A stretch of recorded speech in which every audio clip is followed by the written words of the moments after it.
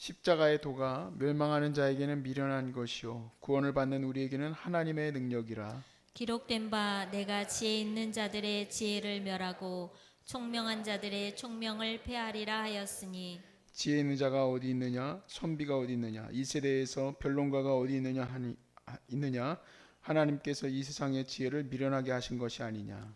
하나님의 지혜에 있어서는 이 세상이 자기 지혜로 하나님을 알지 못하므로 하나님께서 전도에 미련한 것으로 믿는 자들을 구원하시기를 기뻐하셨도다. 유대인은 표적을 구하고 헬라인은 지혜를 찾으나 우리는 십자가에 못 박힌 그리스도를 전하니 유대인에게는 거리끼는 것이요 이방인에게는 미련한 것이로되 오직 부르심을 받은 자들에게는 유대인이나 헬라인이나 그리스도는 하나님의 능력이요 하나님의 지혜니라.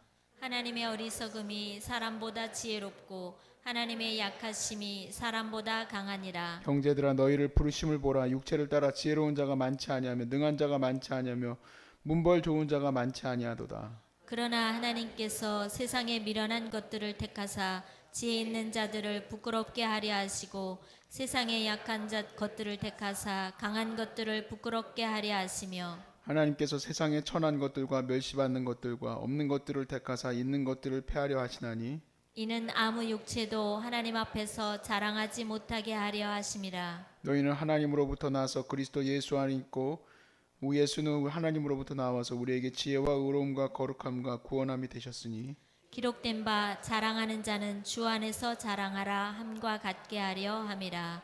아멘. 아멘. 제가 참 누군가에게 지는 걸 싫어하는 성격이에요. 뭐 다 그렇겠죠. 지는 거 싫어하는 사람, 좋아하는 사람이 어디 있겠습니까?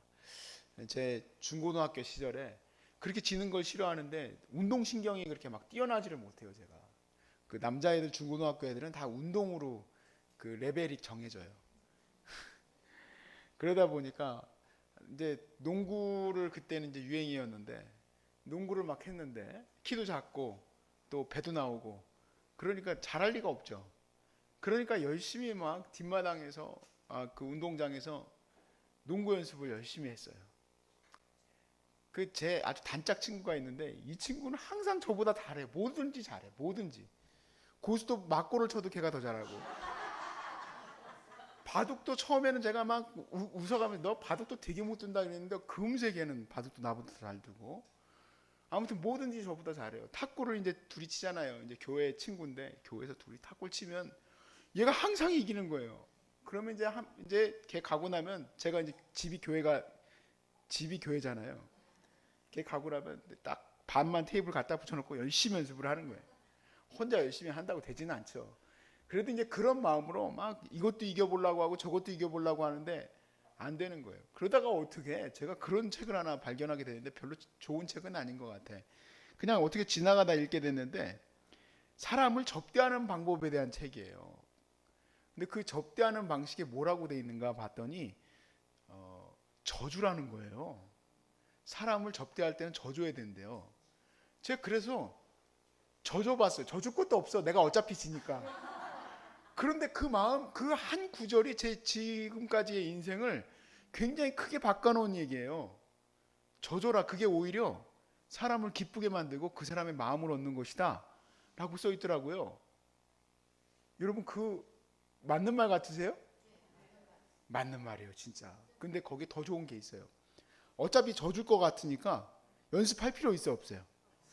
그러니까 할 필요가 없어요. 연습할 필요가 없어. 어차피 져줄 건데 뭐 관심이 없어지더라고. 아니야. 그거는 어느 정도 내가 이게 실력이 월등해가지고 져주라는 그 사람의 얘기지만 제 마음은 그것 때문에 위로를 얻었다니까요. 그래서 제가 그 다음부터는 탁구도 안 치고 바둑도 열심히 안 두고 별로 그런 거 안 했어요. 그 다음부터는 공부만 하면 돼. 내 갈 길 가면 되는 거야. 그렇게 열심히 하면 되겠더라고요. 사실요 져주는 게 복입니다 여러분. 진짜 져주는 거, 내가 누군가를 이겨먹으려고 하지 않는 거, 이거 굉장히 심플 라이프를 이루고 가는데 아주 중요한 길이에요. 그리고도 아주 중요한 길인 것은 십자가의 길이에요. 이게 또 져주는 삶이, 또 내가 낮아지는 삶이 십자가의 길이에요. 십자가의 도가 뭡니까? 우리는 십자가의 도가 그랬잖아요. 18절에 십자가의 도가 뭡니까? 십자가의 길을 말해요. 십자가를 지고 가는 삶을 말하는 거죠. 십자가의 삶이란 무엇입니까? 예수님께서 말씀하신 것 같이 나를 날마다 죽이는 거죠. 나를 날마다 죽이는 거예요. 내 자신의 육체의 욕망을, 육체의 정욕을 십자가에 못 박는 것.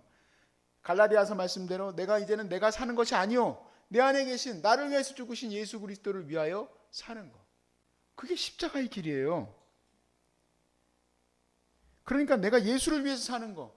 내가 그냥 날마다 나의 욕구, 나의 욕심 이런 걸 위해서 사는 것이 아니기 때문에 제 욕심으로는 기가 막힌 차를 끌고 친구들을 만나서 야 멋진 차 보여줄게 그러고 싶고 좋은 컴퓨터 좋은 집 좋은 하고 싶죠. 그게 내 욕구예요. 근데 그거 다 어디다 못 박았어요. 그러면 이제부터 그렇게 할 필요 없어요? 할 필요가 없어요. 이제는 그런 거 열심히 치중하고 살려고 하니까 막 그냥 돈이 어디서 나오나 여기서 돈이 나오나 저기서 돈이 나오나 그런 생각만 하죠. 참 지난번에도 한번 말씀드렸지만 우리 소중한 사람들 서울육센터에 오시는 한 자매님이 저보고 뜬금없이 이렇게 어려운 때에 막 그 설교를 하고 나서 저보고 하는 말이 그러면 어디다 투자를 해야 될까요? 나는 주식을 몰라요. 주식을 모르는데 제가 그 몇 개 있게 영상을 봤더니 뭐라 그러냐 자기들도 잘 모르더라고. 주식 투자하는 사람들도 잘 몰라. 별로 아는 사람들 없어요. 이 세상에 뭘 아는 사람이 어디 있어요. 그랬으면 다 부자 됐지. 다 부자 되지 않았으니까 여러분 저를 확실히 믿으세요. 어차피 다 힘든 거예요. 다. 그러니까 이것도 잘해야 된다 저것도 잘해야 된다는 마음은 다 어디서 나오냐면 이렇게 복잡한 마음이 드는 거는 다 내가 이겨먹으려고 하니까 그래요. 근데 십자가의 마음을 붙들면은요 이겨먹을 게 없으니까 아주 너무 간단해져가지고 이거 뭐 해야 되나 내가 이제 이상해지는 거예요. 삶이 뭐 하면 됩니까? 십자가의 삶을 살면 되는 거예요. 십자가의 삶을 예수님께서 복된 인생에 대해서 이렇게 축복했어요. 가난한 자는 복이 있나니. 참 여러분 저를 보지도 않고 행복하지 않은 것 같아. 이 십자가의 길이 별로 안 행복한가 봐. 엄청 행복한 거예요. 복 있는 자는 그랬잖아요. 복 있는 자는 가난한 자라고 그러잖아요. 그러니까 복 있는 자는 가난한 자니까 부자 되려고 할 필요 있어요 없어요? 별로 없어요. 막 그렇게 그냥 내가 부자 되고 싶어가지고 안달 복달하고 어디에 땅값이 오를 것인가 그런 거 너무 고민하고 살 거 없어요. 저 사람 또 이상적인 얘기만 하고 있다 이렇게 얘기하시죠. 어떤 기도원에 갔더니 여러분 100억 보십시오. 100억. 제가 그 설교 듣고 토하는 줄 알았어요. 100억 보십시오. 100억. 믿음으로 기도하면 100억을 얻습니다. 100억 얻어서 뭐 할 거예요 그거? 주님을 위해서 쓰면 좋다. 다 말은 이렇게 돌리면 되지만요. 그냥 우리에게 주어진 삶이 다 복돼요. 우리에게 주어진 삶이. 아니 주님이 뭐라고 그래? 애통하는 자는 복이 있나니. 막 즐겁게 지내는 게 enjoy your life가 마치 여러분 모든 인생의 성공인 것처럼 생각할 필요 없어요. 슬픔과 애통이 가득한 이 세상 그냥 그대로도 복된 삶이에요.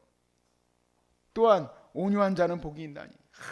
남을 이겨먹으려고 하니까 얼마나 사람이 각이 서요. 그런데 온유한 자가 오히려 복이 있대. 예수님 또 계속해서 뭐라고 하느냐. 지금 말씀드린 건 마태복음 5장 얘기인데 5장으로부터 8장까지가 팔복이에요. 그 산상수훈이에요. 근데 거기에 말씀을 보니까 왼뺨을 때리면 오른뺨을 대라. 내가 왼뺨 맞고 나면은 이따가 저 녀석을 어떻게 해서 2대를 더 때릴 것인가. 제가 중학교 때 친구한테 한 대 맞았어요. 그런데 마침 그때 종이 울려가지고 수업이 시작되니까 잠시 싸움이 중단되고 딱 앉아가지고 공부를 해야 되는데 공부가 돼요? 왜 안 될까요? 어떻게 때려먹을 것인가. 이따가 작전을 짜야 돼. 작전을. 근데 왼뺨을 때렸는데 오른뺨을 때려요. 그리고 그뿐만이 아니라 억지로 오리를 가자고요. 억지로 나 가기 싫어 죽겠는데 오리를 가자고 했는데 예수님 뭐라고 하느냐. 심리를 가져라는 거예요. 팬티를 날라가면 겉옷까지 다 줘라. 그러니까 여러분 걱정하고 살 게 하나도 없어요. 다 그냥 우리가 져주면 돼. 야, 너 이거 내가 가져갈 거야 하고 가져간 건 아니지만 내 거 막 다 뺏어갔잖아요. 그럼 주래요. 그런데 뭐라고 써 있느냐? 기뻐하고 즐거워하라. 하늘에서 너희의 상이 큼이라. 라고 써 있어요. 기뻐하고 즐거워하라. 하늘에서 너희의 상이 큼이라. 여러분에게 십자가의 도를 얘기하니까 아무도 은혜를 받지 못하고 있어요. 이게 십자가의 도예요. 십자가의 길이라는 게 딴 게 아니라 이겨먹고 살라는 게 요즘 세상의 중심인데, 이겨먹고 사는 게 아니라 네가 지고 살라는 거. 지고 살아. 그러면 되게 열정이 없는 사람 같아요. 열정이 없군요. 십자가의 길을 사는 삶은 열정적인 삶을 살 수밖에 없어요. 왜 그러냐면 그 십자가의 삶이 바로 하나님의 마음이 머문 곳이고, 하나님의 열정은 우리 안에서 같이 다 공감되어지기 때문에 우리도 그렇게 열정적으로 살 수밖에 없게 되는 거예요. 우리가 수없이 되뇌이는 구절이에요. 1장 18절 말씀. 십자가의 도가 멸망하는 자에게는 어떻게 보여요? 미련하게 보이죠. 근데 구원을 받는 우리에게는 하나님의 능력이라 그랬어요. 하나님의 능력. 하나님의 능력이라는 말은 무슨 말입니까? 우리가 그냥 지고 있다, 형편없이 살겠다, 그런 얘기가 아니라 하나님이 하실 것을 믿고, 우리는 거기서 말로 막 싸우고 우리가 대들고 뭐 네가 잘하네 내가 잘하네 할 거 없이 우리는 기도로 승부를 보는 거예요. 기도로서 하나님이 하실 것을 믿고 기도로 나아가는 거예요. 기도의 능력이 있기 때문에 내 약한 곳에서 하나님의 능력이 나타나는 것을 믿으시길 바라요. 그러니까 이제 내가 하나님이 하실 것을 믿음이니까 내가 똑똑한 척 할 필요도 없어요. 막 왜 똑똑한 척 합니까? 사람이 나 무시할까 봐 그러는 거잖아요. 물론 기분이 안 좋죠. 물론 기분이 안 좋죠. 무시하면 기분이 안 좋죠. 멸시하면 기분 안 좋죠. 대접해주면 기분 좋아요. 저도 막 이 목사님 일로 오십시오. 제가 어떻게 하다가 어제 MRI 찍으러 갔더니 그 MRI 찍는 그 원장님은 지금 노숙자 센터를 위해서 매주 둘째 주인가 셋째 주인가마다 그 노숙자들 의료봉사하러 오시는 선생님이에요. 여기서 그 먼 데까지 갔다 왔어요. 제가 왔다고. 저는 제가 중요한 게 아니라 사실은 유종옥 사모님하고 되게 그런 관계잖아요, 둘이. 그러니까 나는 알아서 대접을 막 해주는데 뭐 선생님들이 막 이러면서 해주는 거야. 기분이 좋았을까 안 좋았을까? 지금 미안하고 죄송스럽고 그러면서도 되게 대접받는 것 같아. 좋아요. 돈 많으면 그런 대접 받겠지. 예? 돈 많으면 뭐 호텔 로비서부터 다 이렇게 해주겠죠. 우리는 내려가라고 그래요. 지하로 내려가라고 그래요. 기분 나쁘죠. 그렇지만 그게 굉장히 복된 일인 것을 제가 말씀을 드리고 싶어요. 왜 복된 일인지. 제 얘기였으면 얼마나 좋겠습니까? 근데 저한테는 잘 알리노라는 사건이에요. 그래서 제가 영적으로 많이 부족해. 저희 어머니 얘기를 또 해야 돼. 어머니에게 어느 날 전화가 왔어요, 저한테. 근데 엄청 화가 나셨어. 막 그래가지고 나한테 어떤 여자가 말이야, 나하고 이제 조금 안다고 말이야, 와가지고는 뭐 센터를 둘러보고는 집에 가가지고 이메일을 보냈는데 막 비난하고 모욕하는 그런 이메일을 썼대요. 뭐 이런 걸로 갖다가 당신이 이런 식으로 대접받으려고 했느냐, 막 이런 식으로 해가지고 막 모함하는 글을 썼대요. A4 용지에다가, 그 이메일에다가. 그래가지고 이제 화가 났어. 어머니가 어떤 사람입니까? 자기 나름대로는 작가잖아요. 그 등단도 하셨어요, 시로. 그리고 어렸을 때부터 천재적인 글쓰기 소녀라고 저기 되던 보니까 네가 나를 감히 글쓰기로? 내가 타이핑 파이터라는 걸 몰라? 그래가지고 그날 밤을 새가지고 A4 용지로 15장을 쓰셨대. 독수리 타법으로. 왜 밤을 샜냐? 독수리 타법이라서 그래. 독수리 타법으로 밤을 새가지고 네 말이 반박하면서 너는 정말 더 악한 거로 막 썼는데, 이제 엔터 보내면 어떻게 되는 거예요? 보내기 하면 가는 거죠. 그럼 이긴 거예요, 진 거예요?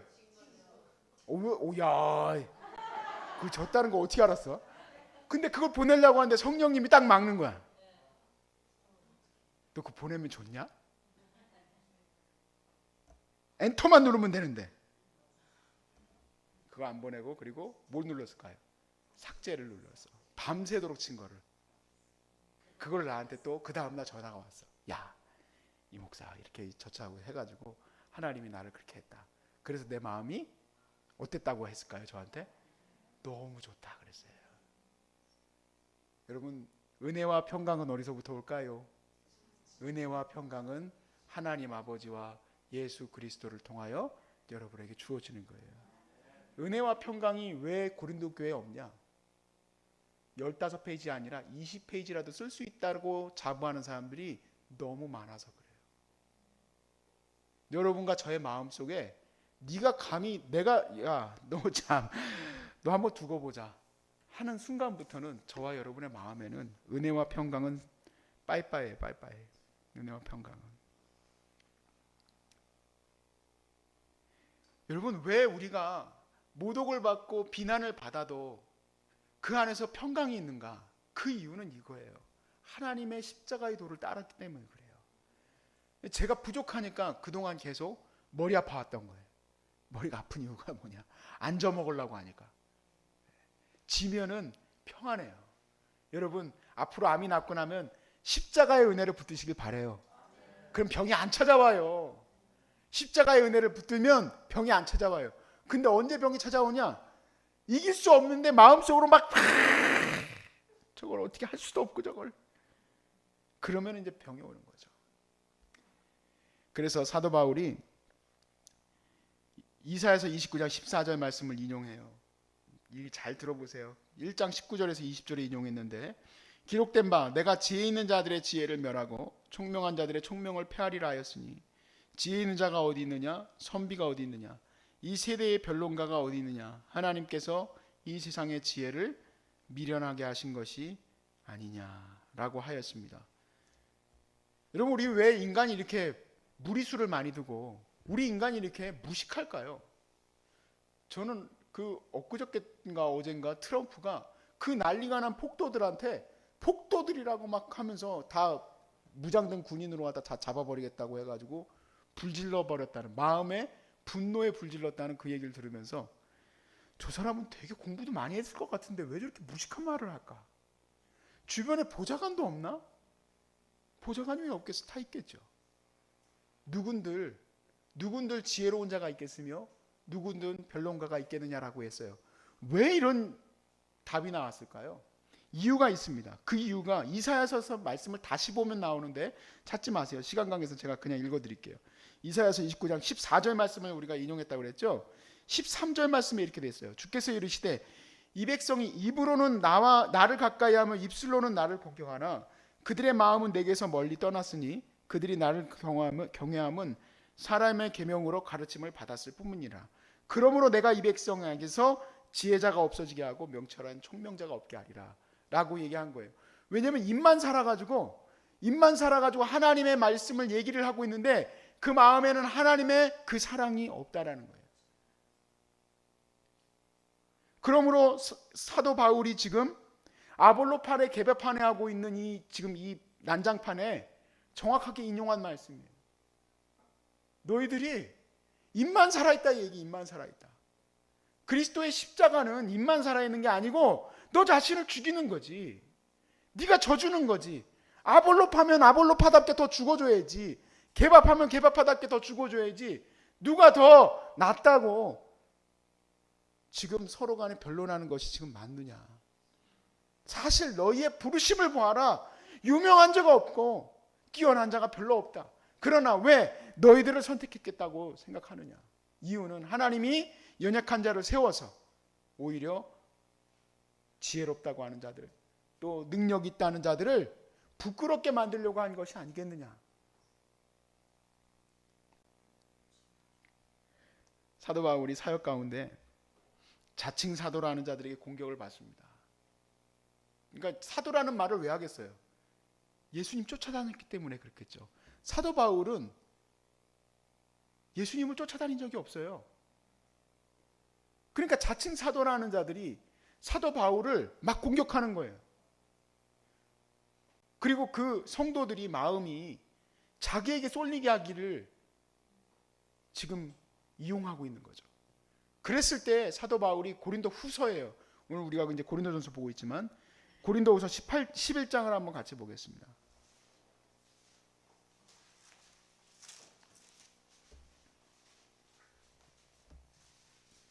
고린도후서 11장 18절에 11장 전체가 사실은 거기에 대한 논증인데 시간 관계상 몇 구절만 볼게요. 18절에 여러 사람이 육신을 따라 자랑하니 나도 자랑하겠다. 뭐라고 자랑합니까? 21절에 나는 우리가 약한 것이 욕되게 말하노라. 그러나 누가 무슨 일에 담대하면 어리석은 말이나마 나도 담대하리라. 그들이 히브리인이냐? 나도 그러하며 그들이 이스라엘이냐? 나도 그러하며 그들이 아브라함의 후손이냐? 나도 그러하다. 29절에 그러나 뭐라고 그래요? 29절 같이 읽어봅시다.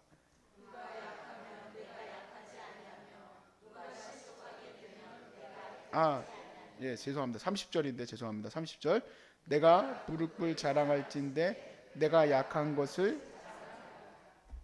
내가 그래도 혹시 지금 이제 화가 많이 났지만 사도 바울도 많이 화가 났지만 그래도 내가 만약에 득이 없이 자랑을 해야 된다고 한다면 나는 오히려 내가 나의 연약함을 자랑하겠다. 내 말이 어눌한 거 자랑하겠다.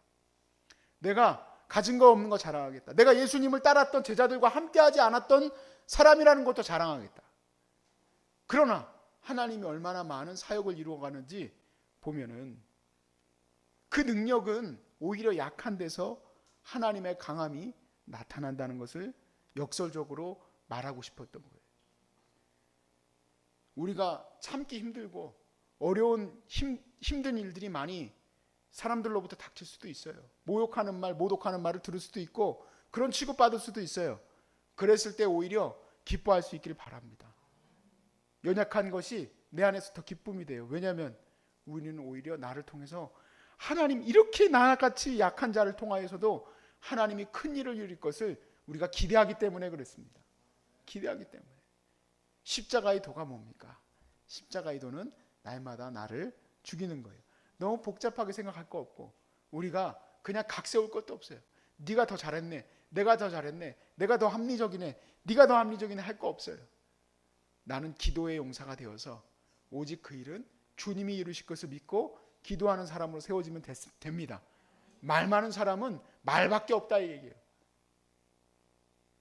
나는 그런 사람 되지 않기를 바랍니다.